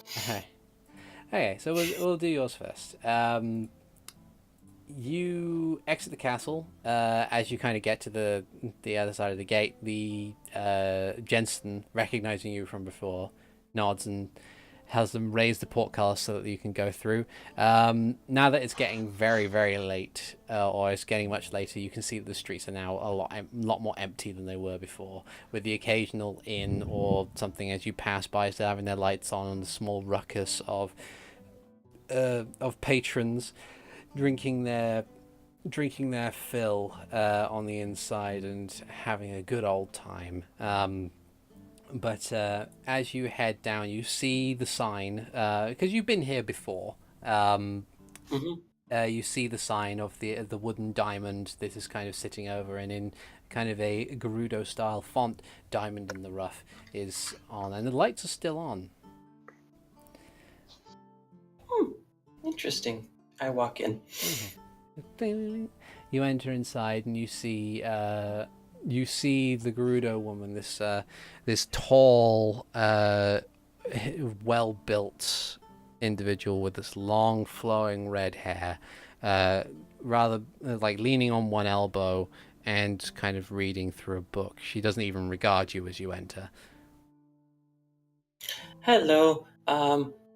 Just sorry to interrupt your book again. I know I do that a little bit, but I was in here before with my Gerudo friend, and I was wondering, because we got invited to something important. Do you have or know where I could find something for formal wear for my friend? The woman looks up and leans on the table and kind of glances at you disinterestedly. And says, "Oh, darling, I'm not exactly sure that it is easy to acquire such styles. Tell me, you were all invited to a royal ball?" Kinda. I mean, you heard about what happened a few days ago. We were employed with him, and so they invited us to the castle thing. for his thing. Very well. If you were to speak to Ike at Crossroads Cross-Stitching, maybe he would be able to help you there. But in regards to anything else, I'm afraid that there aren't many places in Hyrule Castletown that would be able to cater to the Gerudo style. Yeah, I kind of figured that out, but I was hopeful. Thank you anyway. Very well, darling. Very well. And then she Okay. turns back to her book. There are some things that I want to do after I do my best to find Tyrina something to wear. So I will be heading to Ike's next. Okay. Yeah, we can do that quickly. As you head over towards Crossroads Cross-Stitching, which is also a star that has disappeared from my map, you head inside and you see the bundles of clothes and bolts of cloth that are kind of line all the walls, and but as you enter, you see Ike is already kind of in the process of packing things up, and he looks over and says, "Hello, is it Hikan? I think it is." Yes, it is. I'm sorry to bother you so late, but we were invited to the thing. I believe I came in with a Gerudo woman the last time that I visited, along with the rest of my friends. I was wondering if you had something kind of formal, I think is the word that they're using, in the Gerudo styles. Formal in More the formal styles. Maybe. And he kind of racks his brain a bit and thinks and says, Do you mean for the lass that you have been traveling with? Yeah, the really tall one. To be honest, I'm not sure I have anything in her size, specifically speaking. I'd have to take her measurements, and even then that would be... making something fresh would take a while. When do you need this by, did you say? It would be tomorrow evening, and I don't think I can get her measurements. I'm sorry, Mr. Ike. That's alright, it's fine. I'm sorry I can't be any more of a help. Truth be told, though, if worse comes to worse, you might be able to get away with having her turn up with what she's wearing. I mean, I doubt any of the... I doubt anybody in this town has any real knowledge of what it is to wear Gerudo stuff, to be fair. They'll probably just take it for granted. Alright. I'm gonna do a little bit of a long shot here. As I'm thinking, because Gerudo styles don't obviously work. I was going to see if I could roll like an intelligence check or a history check to see if I had seen something like more formal or prettier looking vestments or cloaks or something that people of faiths would wear. Oh, okay. Roll a history check with advantage. Actually, I like this idea. All right. 17. A 17. Nice. Yeah. You note that there's probably like people of faith have often worn very like chances are their formal robes are the robes they wear all the time, but then again, formal vestments for members of Etheria, they're usually like, I guess it's based on locations. You'd gather that if the priestesses that dwell within the Gerudo Desert probably don't wear very restrictive robes, while those that are more around here will wear something a bit more kind of conservative, I would say. A bit more traditional in regards to how one would think fantasy robes would look. All right, cool.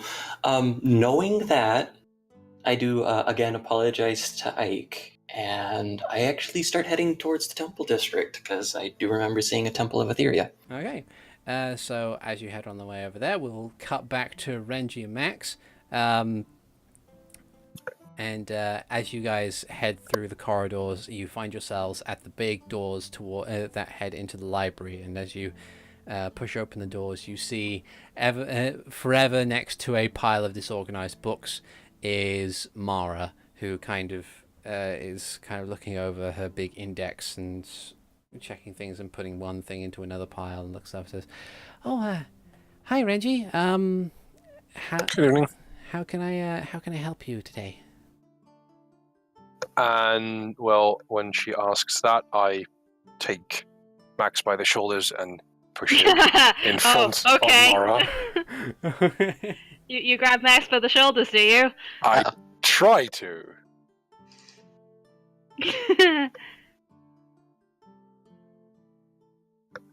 I'm gonna try and get out of that. Okay.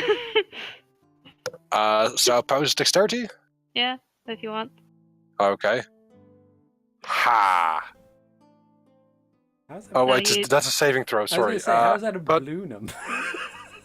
Yeah. I don't think I it's don't added know. your proficiency though, so It added Uh, some kind of crazy dice at the end. so, yeah, that's weird. Okay.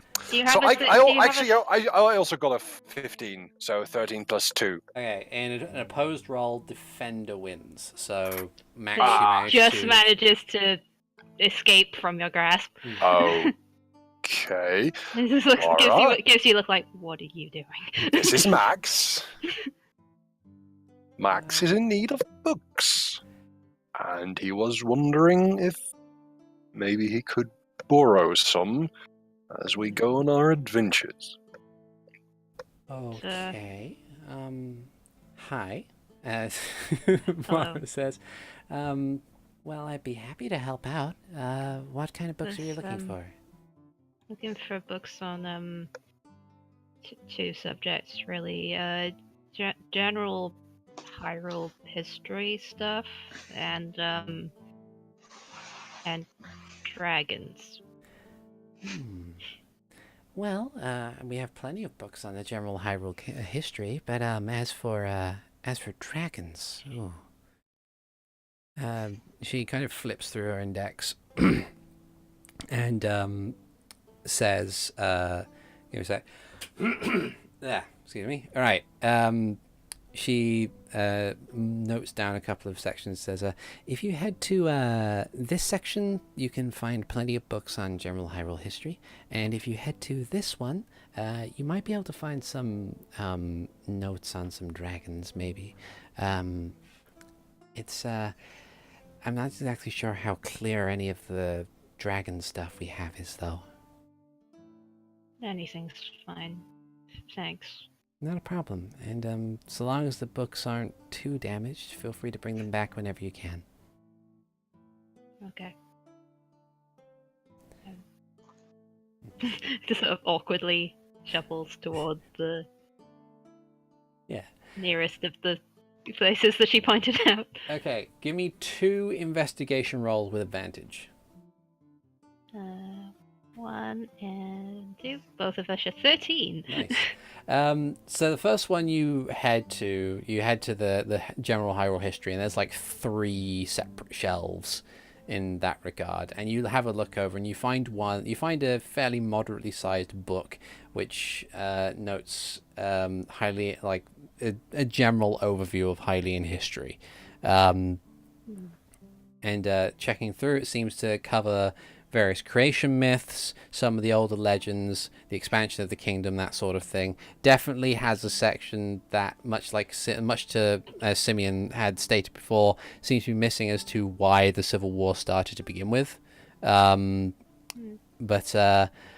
yeah, you managed to find something that seems to fit your needs. And then as you kind of take that book and move into the section on dragons, there's 2 shelves which seem to have something to do with dragons. But most of them are various different conflicting fictional stories. One of which notes the tale of the legendary Goron hero who sealed Volvagia in Death Mountain. You find a couple of tales about dragons that could spit ice and ones that could spit lightning. You note that there may have been a great dragon that had lived within the desert for a time, but had not been seen for millennia. But you do find a general kind of a general guide to dragons and the draconic, which is about 3/4 of the size of the Hyrule General History book.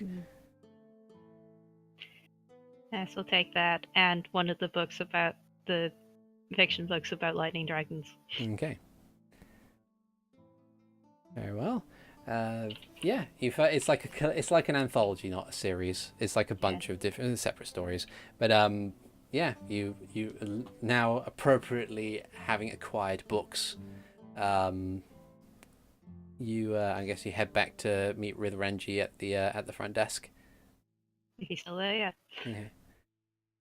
Yeah, Ranger's just leaning on the desk, probably rifling through one of the books that were in the disheveled pile. Yeah. As Max is getting back, Mara kind of looks over to the book he reads. Can I take that? I need to put it in this pile now. Yeah, I'm leaving it right where it was. Thank you. Ranger's probably just opened it and glanced in it without picking it up. Okay. She kind of just very gently takes the book and sorts it into the pile, and he's pushes the pile to one side, and says, she looks there and says, "Did you find the books that you were looking for?" Kinda, yeah. Have to. I don't know how libraries really work, so... That's okay. If I could just have a look at the titles of those books, I'll mark them down and say that they're not present in the library for the moment, and we know exactly what we can need to replace if anything goes wrong. Just hand her the 3. Yeah. She very quickly notes down the titles and then passes the pile back to you. Here you go. I keep saying thanks. It's starting to feel weird. Yeah, it's all right. It's okay. Is there anything else I can do to help out you guys? I'm good now. Okay. Renji? Well, there's this ball. You've heard of Yes, I've heard of the ball. Though I'm not going. I've got too many things to look through in here. I don't think I can step away for a moment. Fair enough. But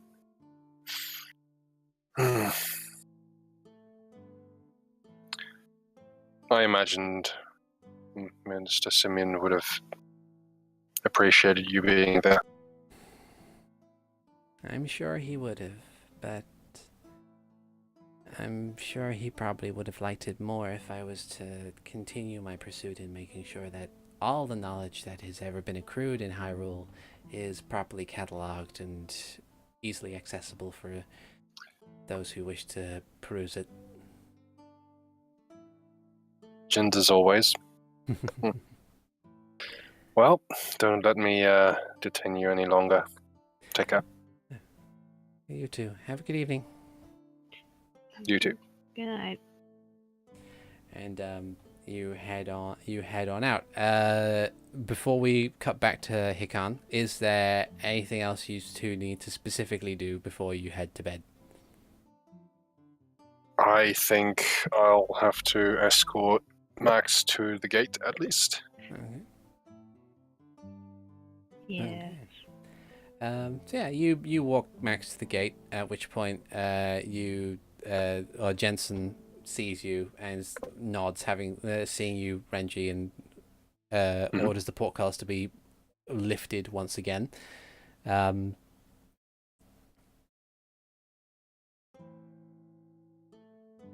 guessing, Max, you walk through and head back to the inn. Just say to Randy, see you in the morning. Take care then. Okay.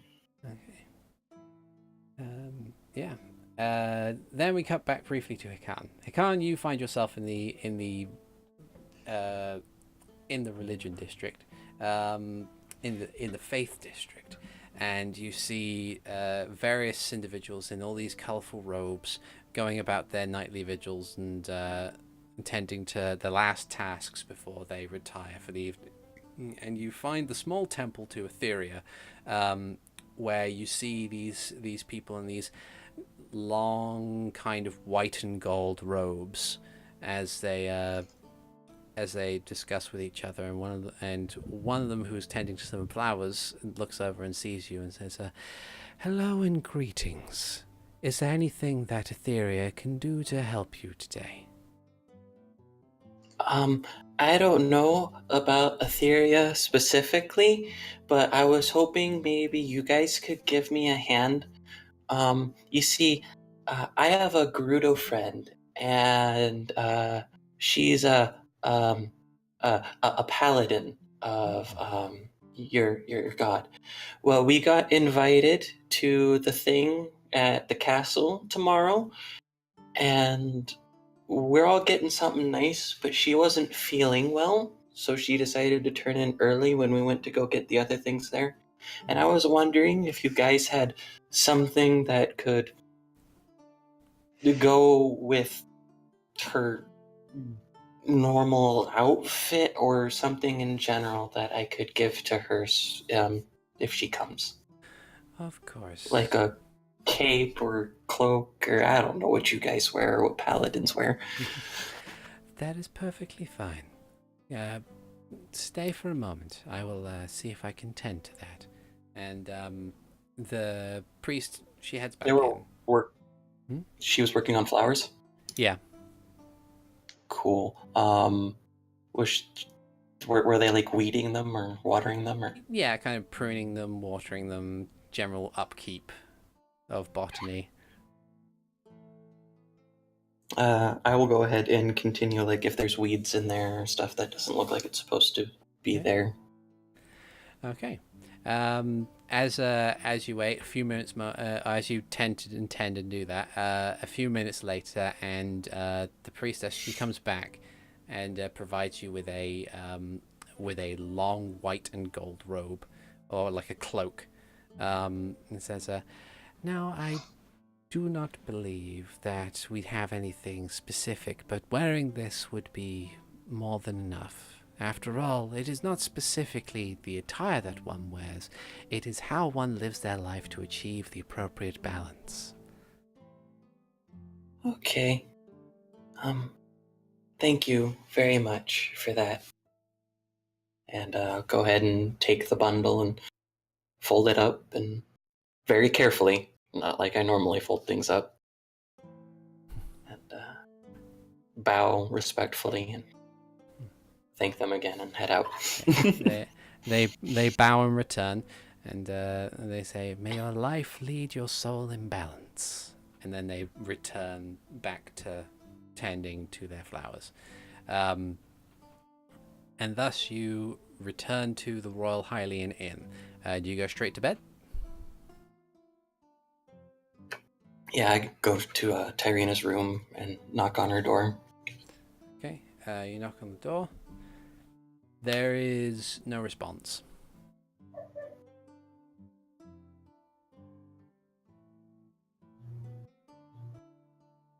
There's a keyhole? Yeah. Okay, I look through the keyhole. Okay. Make a perception check. Because it's fairly... Perception check. While you have dark vision, it's still kind of like... the 9. You kind of look over and you see that there is a form in the bed. You assume that she's probably sleeping.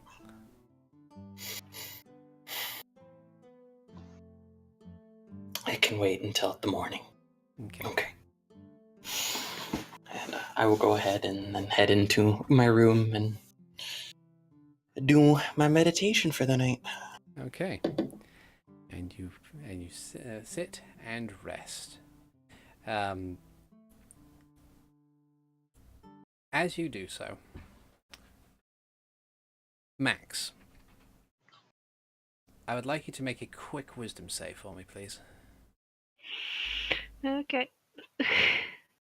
I believe in you. You have monkish inspiration. No, I don't. Aw, Damn it. 6.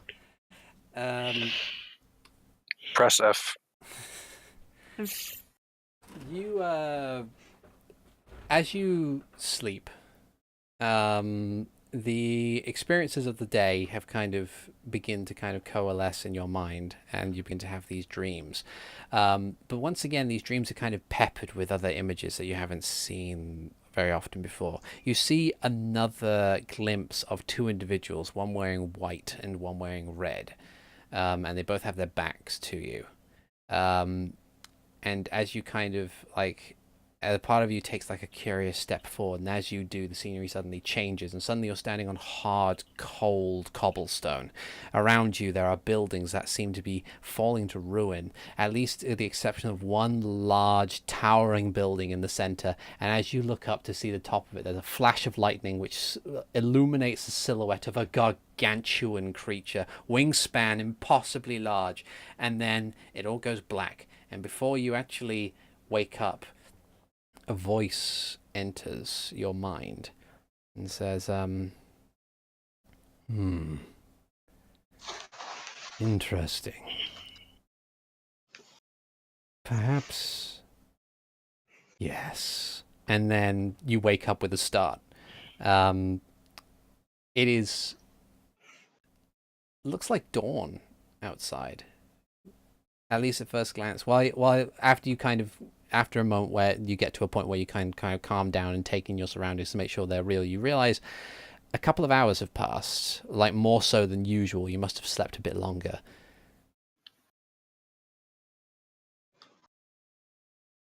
Max shakes the lightning off his hands.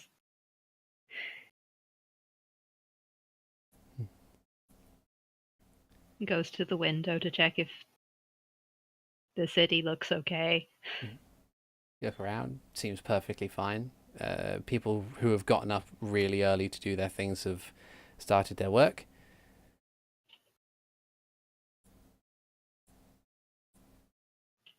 Just stands there taking deep breaths for a while. Then I don't know if he even actually knows what time it is, so he's just gonna grab his stuff and head downstairs and wait for everyone else. Yeah. Chances are, as you get downstairs, you see the others. I don't know whether or not Renji has stayed at the castle for the majority of the morning or has come to the Royal Inn to meet with you all. Probably quick breakfast at castle and then meet up with everyone else. Yeah.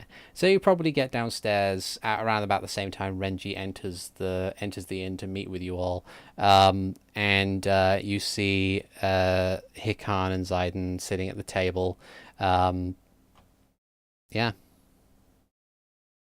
Just comes down looking on the more disheveled side of the scale. Just plonks down again at the table. Weird dreams, fine. All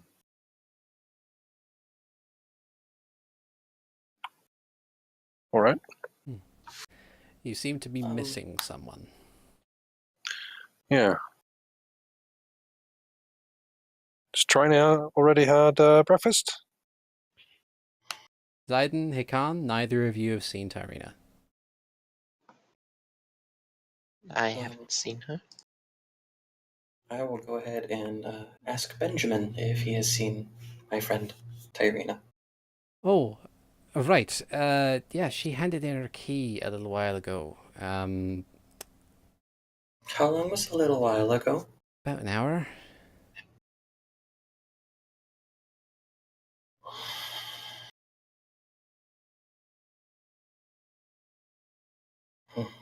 Thank you. And I tell my party this news.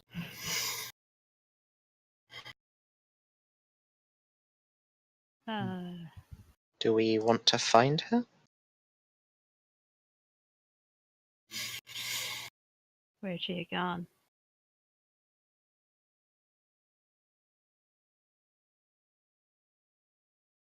And that shall be a mystery that we shall solve at the start of the next session, because we've gone on for a bit. Oh dear. Well, thank you guys so much for watching / listening. I have been ArticulateT, the GM, and with me today I have had Renji Vox being played by TheNetherlad. Good night. I have had Alvarance playing Hikan Sio.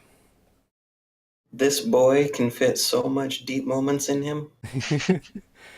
I have had Ziden Shari being played by Robopart. See ya later. And I have Keastreth playing Max.